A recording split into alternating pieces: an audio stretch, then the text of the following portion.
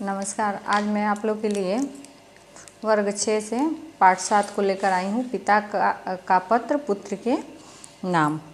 ये मैंने इसके पाठ को पढ़ा दिया है और इसके प्रश्न उत्तर को इस समय मैं आप लोग को बताऊंगी। तो चलिए हम लोग पढ़ते हैं। सबसे पहले हम लोग पढ़ेंगे शब्दार्थ।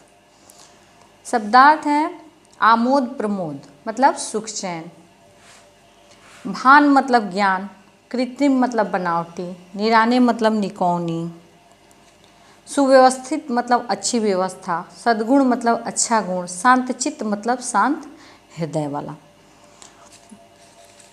उसके बाद है प्रश्न अभ्यास। पाठ से है, पहला नंबर है गांधी जी ने पत्र के माध्यम से अपने पुत्र को क्या क्या शिक्षाएं दी।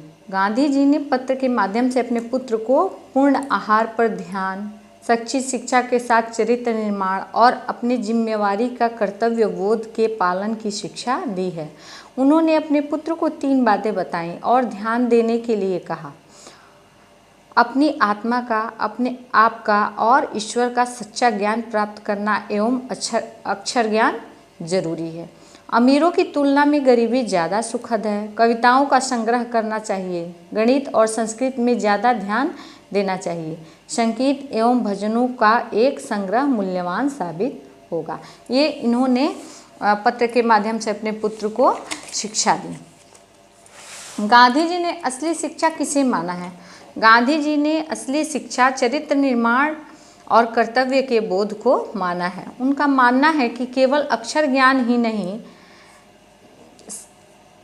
ज्ञान ही शिक्षा नहीं है। वास्तविक शिक्षा मनुष्य को समय का दुरुपयोग करने, चरित्रहीन बनने से बचाता है एवं समाज में सभ्य एवं सम्मानित व्यक्ति के रूप में प्रकाशित करता है।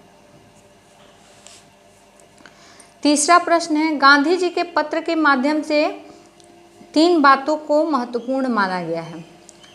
किन 3 बातों को महत्वपूर्ण माना गया? तो सबसे पहले गांधी जी के पत्र के माध्यम से जिन बातों को महत्वपूर्ण माना गया है वो है अक्षर ज्ञान के साथ साथ आत्मा का, स्वयं का एवं ईश्वर का ज्ञान प्राप्त करना।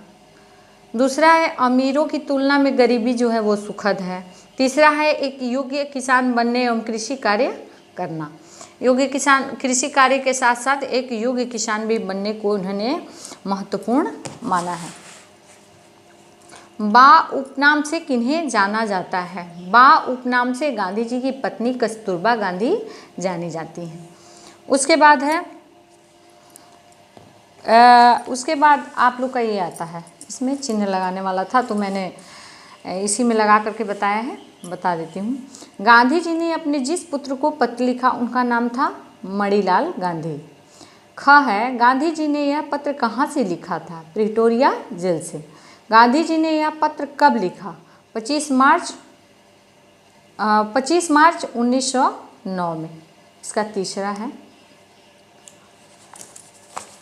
उसके बाद है पाठ से आगे। पाठ से आगे मैं इसमें बता रही हूँ। आप अपने पिताजी को गांव शहर की जीवन शैली से संबंधित संबंध में एक पत्र लिखिए। तो यहाँ पे तो कहाँ से लिख रहे हैं, यहाँ पे आप लोग को लिख देना है। मैंने जैसे कि बताया कि दाहिनी ओर उसको लिखना चाहिए और यहाँ से मैंने शुरू किया है। एक ये इशारा है, थोड़ा सा मैं संकेत बता रही हूँ, आप लोग इसको खुद से लिखिएगा।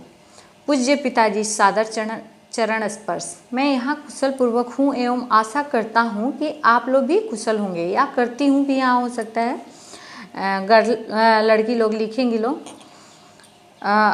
मैं अपनी पढ़ाई के लिए कुछ दिनों से दिल्ली में हूँ। यहाँ शहर की जीवन शैली बहुत ही आकर्षक तो है, पर यहाँ प्रदूषण की अधिकता और उत्तम स्वास्थ्य की कमी है। यहाँ पे प्रदूषण की अधिकता है और उत्तम स्वास्थ्य की कमी है। यहाँ के लोगों में अमीरी गरीबी का फर्क स्पष्ट दिखाई देता है, पर गांव में ऐसी बात नहीं है। आप मेरे पत्र को पढ़कर शहरी ग्रामीण क्षेत्र की जीवन शैली पर अपने विचार भी जरूर भेजिएगा। अंत में माता जी को प्रणाम। आपका पुत्र या पुत्री, यहाँ पे आप लोग अपना खुद का नाम लिखिएगा और यहाँ पे आप लोग जिस पिताजी का एड्रेस जो है, पता जो है, वो यहाँ पे आप लोग लिखिएगा। अब दूसरा है, आप अपने गांव के किसान के बारे में लिखिए। हमारे गांव में रहने वाले व्यक्ति प्रायः खेती बाड़ी ही करते हैं। हमारे गांव की मिट्टी बहुत उपजाऊ है। हाँ, कभी कभी अधिक वर्षा या कम वर्षा यहाँ के किसानों को प्रभावित करती है, फिर भी इसके बाद भी हमारे गांव के किसान अपनी मेहनत और कर्मठता द्वारा उन्नत खेती करते हैं। अन्य गांवों की तुलना में यहाँ अधिक अनाज उगाया जाता है। आप लोग के यहाँ जो भी समस्या हो या जैसी भी खेती होती हो, आप लोग को लिखना चाहिए। क्या हमें पत्र लिखना चाहिए? हाँ तो क्यों, नहीं तो क्यों? हाँ, हमें पत्र लिखना चाहिए क्योंकि ये अभिव्यक्ति का सुंदर साधन है जिसमें हम अपने लेखन कला के साथ साथ अपने मनोभावों को प्रकट करने का स्वतंत्र अवसर मिलता है। उसके बाद है व्याकरण। निम्नलिखित शब्दों को वाक्यों में प्रयोग करके लिखिए। पत्र अभिव्यक्ति का साधन है। शिक्षा, चरित्र निर्माण ही सच्ची शिक्षा है। आश्रम में भजन कीर्तन होते रहते हैं। जिम्मेवारी, अपनी जिम्मेवारी खुद उठानी चाहिए। महत्वपूर्ण, अक्षर ज्ञान भी महत्वपूर्ण है। गरीबी, अमीरी से गरीबी ज़्यादा सुखद है। आनंद, अपने पढ़ाई में आनंद ढूंढो। जेल, गांधी जी ने जेल से पत्र लिखा। चेष्टा, सद्गुणों को प्राप्त करने की चेष्टा करनी चाहिए। सुख, संतोष सबसे बड़ा सुख है। उसके बाद है, निम्नलिखित शब्दों में से प्रत्यय को चुनकर लिखिए। प्रत्यय देखिए,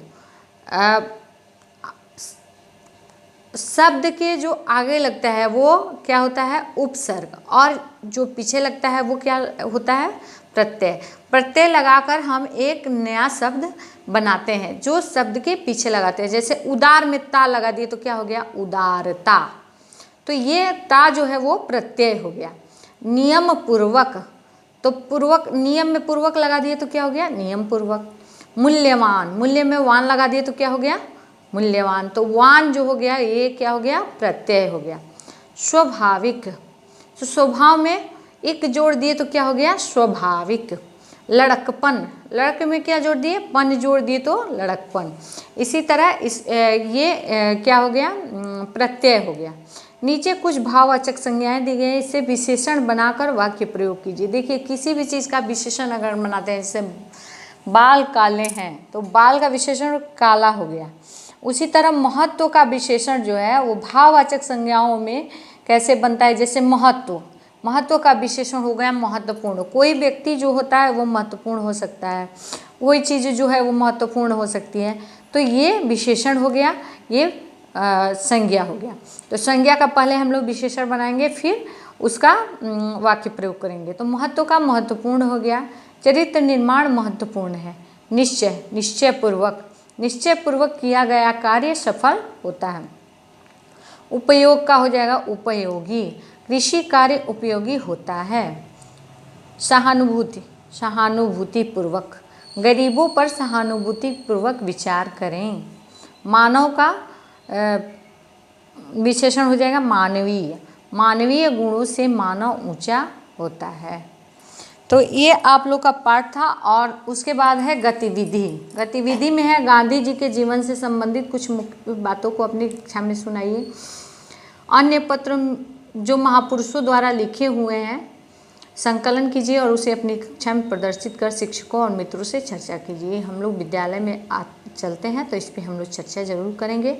उसके बाद है नेटाल कहाँ है, इसकी जानकारी हासिल कीजिए। तो नेटाल भारतीय कांग्रेस महात्मा गांधी द्वारा स्थापित संगठन था जिसकी स्थापना उन्होंने दक्षिण अफ्रीका में की थी। दक्षिण अफ्रीका जब वो गए थे तो काफ़ी रंग भेद का उन्होंने सामना किया था और इसी को लेकर के उन्होंने नेटाल भारतीय कांग्रेस की जो संगठन है उसको स्थापित किया था। तो ये था आप लोग का प्रश्न उत्तर। अब अगले पाठ को मैं अगले दिन बताऊंगी। तब तक के लिए धन्यवाद।